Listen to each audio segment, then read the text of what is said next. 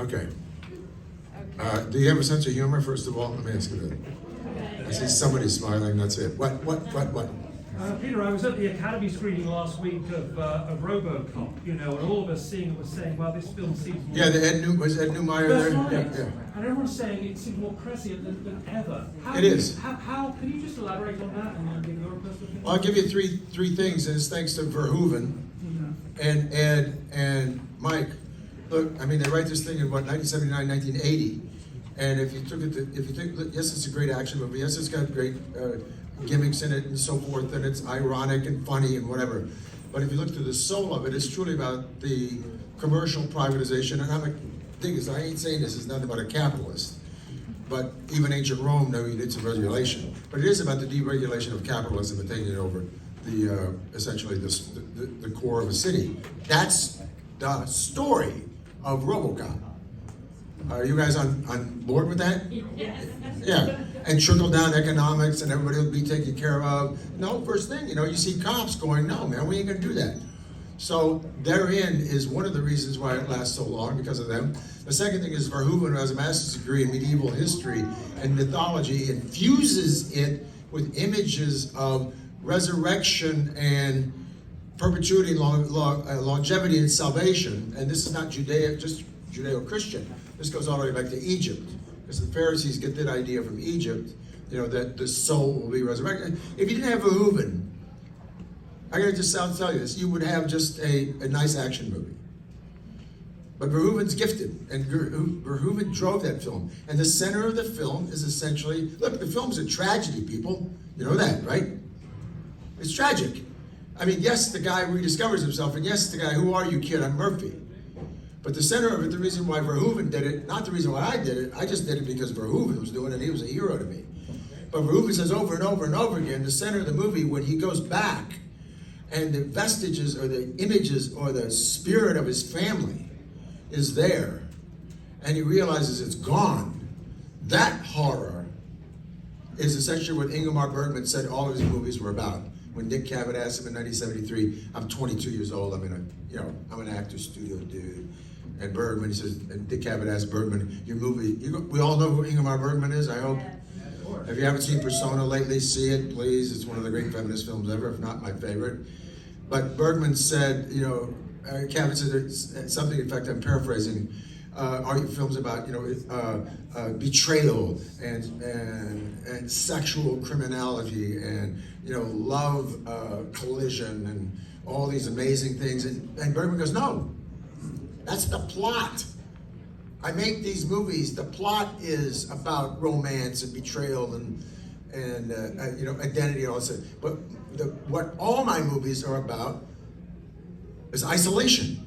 Because it's the worst single thing that a human being can suffer is solitude and isolation, being left, being sequestered, being marginalized, when you're 22, you don't get that, right? I mean, I ain't that smart. I'm thinking, no, I like being alone. Ding, the bell goes off, and that's essentially what Verhoeven is telling me. He's sitting in a Dallas suite. This movie is truly about loss and isolation. Loss of the most important thing that anybody on planet Earth, if they have some sanity, is family. Bing. Look, that's why that movie is great. Yeah, it's got some great stuff in it, but to me, when I did the last viewing of it, when Miguel Ferrer died, they asked me to go down to the ArcLight, and me and Ed Newmeyer presented it. Ed said, you want to watch it? I said, sure, okay. The last time I presented it to J.J. Abrams, a Bad Robot, for his crew, but I never watched it. I sat there watching it with Ed. This is, 7 to 8 years ago. I thought, man, I can't watch this movie anymore. It's a brilliant, brilliant movie, but it absolutely sears me. Because I take myself out of it now. I'm not even watching it. I'm just watching this particular fantastic deconstruction of society, of money, of interests, of family. And that's why it's brilliant. How was that? By the way, I got a book coming out with Cambridge University Press. I'm going to plug it right now. It's about a very famous polymath from Florence named Leon Battista Alberti, architect, poet, painter, everything else. The Brits have said for years he went to Florence, saw the Ninja Turtles, 9 months, wrote the very first book on painting. Yours truly, beefed and beefed and beefed. I said, man, this guy went to tons of places before he went to Florence. And 15 major art historians said, this is the thing about revisionist history. They said, yeah, you know what? Everybody knows that, but nobody teaches it. I said, why not? Because everybody wants to teach Florence. How many of you heard this, that Florence is the center of the Renaissance and all things ninja? Right, come on. You've heard this, right? Michelangelo, Raphael, Leonardo, right? You've heard this all. Haven't you heard this? Yeah, I have to live in Florence once. So my book is about not that. And it'll walk you through the Renaissance. It's called Leon Battista Alberti in Exile. Don't run away. Get it on Amazon. It's on Amazon, man. Pre-order it now. Okay. And it's Cambridge University Press, people. You thought you had another orange juice set from Malibu in here talking to you? No. Cambridge doesn't print books unless you're a smarty pants, and I'm kind of a wannabe smarty pants. Yeah. I know you're a big fan of the Beat Generation and William Love it. Burroughs. How big of a fan were you before Naked Lunch? Were you as big of a fan before Naked Lunch, or did the experience of Naked Lunch make you explore that more? That's one of, as far as my life goes, that's one of the most profound questions ever asked me. Because my mother's a jazz musician. Her mother was a jazz musician teacher, like a ragtime teacher. So I grew up playing the trumpet. My heroes are all jazz people, right? But I was not getting that thing out of jazz, especially when jazz goes into bebop. This is your music history. After World War II, you know, Disney and Charlie Parker and all that essentially are inventing stuff that's not being heard before. And subsequently out of that, not out of the jazz, but the same movement is producing poetry that people have not heard before. Because before that, you got lyric poetry or metaphysical poetry of Eliot, you know, or the existential poetry of Wallace Stevens, right? But then all of a sudden it shifts, man, in the communist, anti-communist era, into this free-form, stylistically symbolic poetry of all those cats. And I didn't get into that until I got into college. So I had to read it. And you know, my mother was always saying, read this stuff. I said, no, I like these lyric guys, man.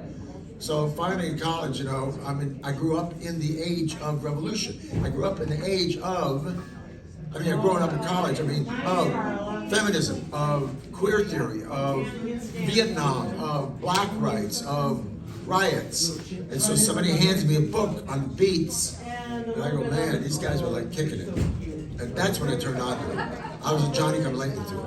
I'd like to say I was hip to it, but so I searched about that. Just for your note, I'm promoting Robocop 2 in Cannes. There are pictures everywhere. 20th Century Fox, Naked Lunch. 20th Century Fox, Naked Lunch. Okay, I read Naked Lunch in 1968. I wrote Cronenberg a letter, almost begging him to play Bill Lee, because that was my Bible, that book. And he called me up and said, let's meet in New York. And we talked about Ferraris all day long, and then next thing happened. But I pursued it, man. That's my jam. That period of time, that shift after World War II, that postmodern era where all sorts of sensibilities are changing. Family values. Really? You could beat your wife or your kid in public? That's what I grew up in. Blacks couldn't drink out of the same water fountain. That's why my mother said, don't call anybody boss and don't let anybody call you boss. Because that's a racist prison term, suppression. Thank God I had a great mother. By the way, I'm just going to leave you with this. As the Neapolitans say, c'è la vita durante la mamma e dopo la mamma. You know what that means? What? Something about your mom. It means no matter what you think of your dad, no matter how good you get along with your parents or not, there is your life during your mother's life. And there's life after her life.